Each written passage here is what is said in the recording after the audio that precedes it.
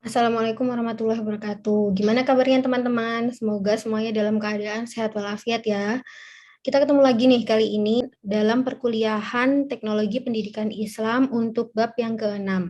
Di bab yang ke-6 ini kita akan membahas terkait dengan potensi teknologi pendidikan di dalam sistem pendidikan Islam. Oke, langsung aja kita bahas terkait materi tersebut. Nah, sebelum kita bisa memanfaatkan atau sebelum kita bisa mengoptimalkan potensi dari teknologi pendidikan di dalam sistem pendidikan Islam, tentunya kita harus mengetahui dulu apa sih sebenarnya yang kita butuhkan, apa sih yang sedang kita hadapi, dan apa sih yang sebenarnya kita inginkan. Nah, di situ mari kita pikirkan ulang dulu. Tiga hal ini. Ini merupakan tiga hal substansial yang harus selalu kita ingat ketika kita akan memulai suatu pembelajaran ataupun kita akan menjalankan suatu sistem pendidikan. Yang pertama adalah bagaimana kita akan belajar nantinya. Tentunya kita harus memikirkan apa sih yang sedang kita akan hadapi. Nah, dengan apa yang sedang kita akan hadapi tersebut, maka bagaimana nantinya kita akan belajar, kemudian apa sih yang kita pelajari, tentunya kita harus menyesuaikan metode, model, dan semua perangkat-perangkat di dalam pembelajaran itu sesuai dengan apa yang akan kita pelajari. Misalnya, kita akan mengajarkan terkait dengan Hifzul Quran, atau misalnya kita akan mengajarkan terkait dengan teknologi pendidikan Islam. Tetapi model pembelajarannya tentu dia belum tentu sama, atau bisa jadi akan berbeda jika kita akan mengajar terkait dengan bahasa Indonesia dan lain sebagainya. Jadi setiap komponen-komponen di dalam kondisi-kondisi belajar inilah yang harus kita pikirkan secara matang. Yang terakhir adalah di mana dan kapan kita belajar. Seperti misalnya ketika kondisi pandemi seperti ini ya teman-teman, di mana kita belajar dan kapan kita akan belajar, itu akan menentukan bagaimana nanti kita akan mengintegrasikan suatu teknologi informasi di dalam proses pembelajaran. Jadi memang tidak bisa disamakan semua, tidak bisa disamaratakan karena setiap kondisi pembelajaran yang dibutuhkan oleh suatu materi ajar itu tentunya berbeda-beda. Nah, apakah perbedaan-perbedaan tersebut harus selalu kita akomodir sebagai seorang guru atau calon guru? Nah, disinilah fungsinya teknologi informasi. Jadi sebenarnya intervensi teknologi di dalam sistem pendidikan atau sistem pembelajaran itu tidak hanya sekedar melengkapi atau dia hanya sebagai pemanis saja, tetapi justru dia akan menjembatani hal-hal yang mungkin saja menjadi hambatan atau mungkin saja menghalangi terkait dengan kondisi bagaimana kita belajar, apa yang kita pelajari, dan di mana atau kapan kita akan belajar. Misalnya, seperti hanya ketika kondisi pandemi seperti ini ya teman-teman, tentunya kita tidak bisa mengelak dari kondisi seperti ini. Apakah kita bisa memaksakan pandemi harus selesai? Tentunya tidak bisa, tetapi kita akan bisa mengoptimalkan cara kita belajar, proses kita belajar dengan mengintervensikan atau mengintegrasikan teknologi informasi. Apakah hasil teknologi informasi tersebut pasti efektif, Bu? Tentu saja tidak. Kembali lagi, itu akan kembali pada siapa yang ada di balik pemanfaatan teknologi tersebut. Maka, orang yang paling bisa memanfaatkan suatu teknologi informasi di dalam sistem pendidikan adalah orang-orang yang bisa mengetahui apa sih kebutuhan dia. Jadi, apakah dia mengetahui bagaimana dia akan belajar dan apa yang ingin dia dapatkan serta di mana dia saat ini berada dan bagaimana kondisi yang dia miliki saat ini, itulah orang-orang yang nantinya bisa mengoptimalkan teknologi informasi di dalam sistem pendidikan. Nah, di sini dapat dikatakan bahwa teknologi pendidikan ini merupakan disiplin ilmu terapan, teman-teman. Artinya, di teknologi pendidikan ini tentu akan berkembang berdasarkan kondisi lapangan. Kondisi lapangan itu maksudnya apa? Yaitu kebutuhan belajar.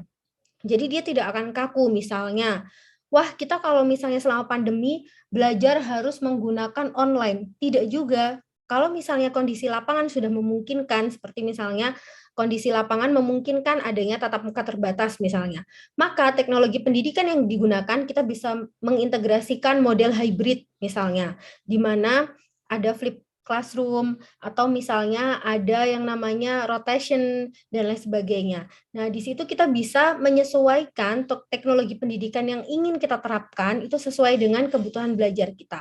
Kembali lagi yang harus ditanyakan dalam diri kita adalah tiga hal ini. Bagaimana kita belajar, apa yang kita pelajari, di mana dan kapan kita belajar. Ini seorang guru harus memiliki tiga pertanyaan ini di dalam pikirannya. Oke, selanjutnya. Nah, terkait dengan penerapan teknologi pendidikan itu dikenal istilah nation konstruktivisme. Apa itu? Yaitu pembaharuan teori-teori belajar berdasarkan pada pergeseran-pergeseran yang terjadi, yang salah satunya disebabkan oleh kemajuan teknologi informasi dan komunikasi. Sebagaimana yang kita tahu bahwa kondisi dunia itu terus berubah. Apa yang kita butuhkan terus berubah. Apa yang ingin kita capai juga terus berubah. Demikian pula cara untuk mencapainya itu terus berubah. Tentunya ada pembaharuan teori-teori belajar yang kita kenal. Misalnya, kayak dulu kita mungkin mengenal teori anak itu seperti halnya selembar kertas putih, yang dia itu kosong, tetapi kemudian diperbaiki bahwa anak itu sudah membawa potensi-potensi dalam dirinya. Nah, hal-hal yang berubah seperti itu adalah merupakan bagian dari pergeseran-pergeseran teori belajar yang disebabkan oleh kemajuan teknologi informasi dan juga komunikasi. Nah, itu disebut sebagai nation konstruktivisme. Jadi karena teknologi pendidikan adalah ilmu terapan, maka sangat memungkinkan adanya perubahan-perubahan teori belajar yang berkaitan di dalamnya. Begitu ya. Nah, kemudian bagaimana sih Bu cara menerapkan atau mengintegrasikan ataupun mengintervensikan teknologi yang paling efektif di dalam sistem pendidikan Islam? Nah, ketika kita akan mengimplementasikan suatu strategi, ada 2 langkah atau 2 cara inovasi. Yang pertama adalah radical innovation, yang kedua adalah incremental innovation. Jadi, kalau radical innovation ini dia itu sebuah perubahan yang drastis, kemudian dia besar, menimbulkan efek yang mengagetkan, tetapi dia itu cenderung langsung revolusioner sifatnya. Jadi dia dampaknya itu signifikan. Sayangnya, kekurangannya adalah tidak semua orang bisa langsung menerima efek dari inovasi yang radikal seperti ini. Contohnya apa? Kalau dalam suatu usaha itu contohnya kalau misalnya kalian membuat startup. Nah, di situ itu bentuknya cenderung radical innovation. Jadi tiba-tiba misalnya kayak dulu ada es susu kepal Milo, misalnya tiba-tiba seperti itu. Tidak semua orang bisa menerima itu sebagai hal yang positif, tetapi dia booming, jadi langsung hype gitu. Contohnya kalau dalam dunia pendidikan kurikulum 13, itu kan juga langsung tiba-tiba. Atau misalnya pembelajaran online ketika pandemi, itu juga bentuknya tiba-tiba, radical innovation. Jadi langsung, tidak bertahap, tapi langsung, karena biasanya karena suatu kondisi tertentu, atau memang biasanya dilakukan ketika suatu lembaga atau pemerintah itu menginginkan efek yang masif seperti itu. Nah, jadi dampaknya itu cenderung signifikan dan bersifat revolusioner. Biasanya kesulitannya dengan model inovasi yang seperti ini tuh pada aspek penerimaan audiens terhadap inovasi yang dikenalkan atau inovasi yang disosialisasikan, seperti itu. Nah, yang kedua adalah incremental innovation. Nah, ini adalah bentuk inovasi yang bertahap, sustainable, berkelanjutan. Jadi, bentuknya itu cenderung mengoptimasi suatu produk, layanan, proses, organisasi, atau metode yang sudah ada dengan meningkatkan kinerjanya secara signifikan. Sifatnya cenderung evolusioner. Jadi, model inovasi incremental ini biasanya dilakukan untuk sebagai kelanjutan dari radical innovation. Jadi, untuk memelihara kualitasnya, untuk memelihara kuantitasnya seperti itu.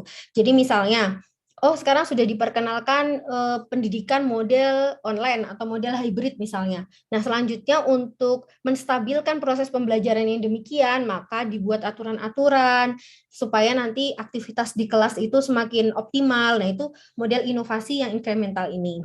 Jadi dia cenderung tidak booming, tidak hype, tetapi dia untuk menjaga mutu atau untuk menjaga visi misi dari radical innovation. Biasanya seperti itu. Ini dua-duanya cocok digunakan, tetapi untuk aspek yang berbeda. Seperti itu ya. Nah, mungkin sekilas aja terkait dengan bagaimana sih potensi dari intervensi teknologi pendidikan di dalam sistem pendidikan Islam.